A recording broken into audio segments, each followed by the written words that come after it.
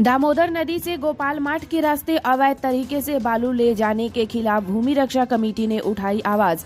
भूमि रक्षा committee के द्वारा गोपाल माठ में मंगलवार की शाम विरोध प्रदर्शन किया गया। उनका यह विरोध गोपाल माठ के रास्ते रात के अंधेरे में अवैध तरीके से ले जाने वाले बालू गाड़ियों के खिलाफ है। इस विषय में भूमि रक्षा कमेटी के ध्रुव ज्योति मुखर्जी ने बताया कि जितने भी बालू कारोबारी है वह नदी से अवैध तरीके से बालू काटते हैं, जिसके कारण नदी में किसी न किसी के डूबने से जान चली जाती है।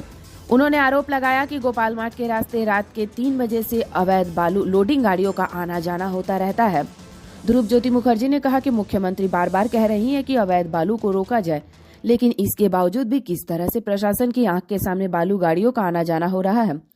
उन्होंने साफ शब्दों में कहा कि प्रशासन का काम इलाके को शांतिपूर्ण तरीके से रखना होता है, न कि बालू और कोयला गाड़ी किस रास्ते से जाए ये तय करना।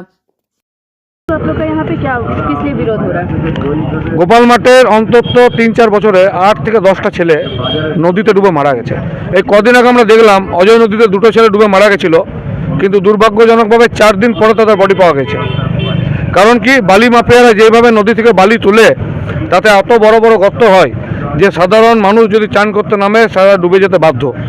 গোপাল মাঠের শ্রীরামপুর ঘাটে একটা বালির ঘাট টেন্ডার হয়েছে এবং তারা প্যাসেজ করেছে গোপাল মাঠের রাস্তার উপর। আমাদের আজকে বিক্ষোভ আন্দোলন শুরু হচ্ছে এই বালি ঘাট নিয়ে এবং এই রাস্তা নিয়ে। এই রাস্তা দিয়ে আমরা বালি পেরোতে দেবো না। এই রাস্তাতে বালি যায়, বালি গাড়ি? হ্যাঁ, ভোর 3টে থেকে আরম্ভ হচ্ছে, ট্রাক্টরে করে বালি পার হচ্ছে। নদী থেকে আসে, সব নদী থেকে আসে, দামোদর নদী থেকে আসে। বেআইনিভাবে বালি কাট হচ্ছে। মুখ্যমন্ত্রী বারবার বলছেন যে বেআইনি বালি বন্ধ করতে হবে, তাহলে প্রশাসনের চোখের উপর দিয়ে এভাবে বালি পার হয় কি করে?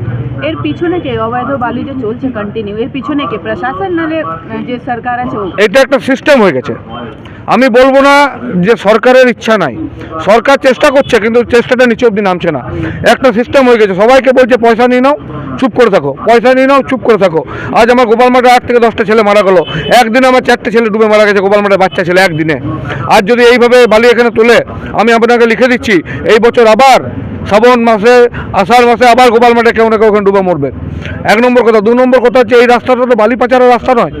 একই সঙ্গে এই এলাকাতে প্রচুর 2 নম্বরই কাজ হচ্ছে। এই যে ডিএসপি বলছে উচ্ছেদ করো, ডিএসপি ভেস্টের জমিতে কিভাবে কয়লার ডিপো, জামগুড়ি ডিপো হচ্ছে, এই প্রশ্নটা আমি প্রশাসনকে করতে চাই। আপনাদের মেন দাবি কি আছে? আমাদের মেন দাবি হচ্ছে এলাকাকে দুর্নীতিমুক্ত করতে হবে।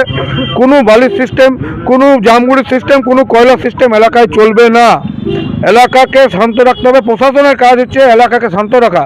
প্রশাসনের কাজ এই নয় যে প্রশাসন বালির গাড়ি কোন দিকে পেরোবে, কয়লার গাড়ি কোন দিকে বেরোবে এটা দেখার। প্রশাসনের কাজ হচ্ছে এলাকাকে শান্ত রাখা। আমরা আজ থেকে আন্দোলন চালু করছি।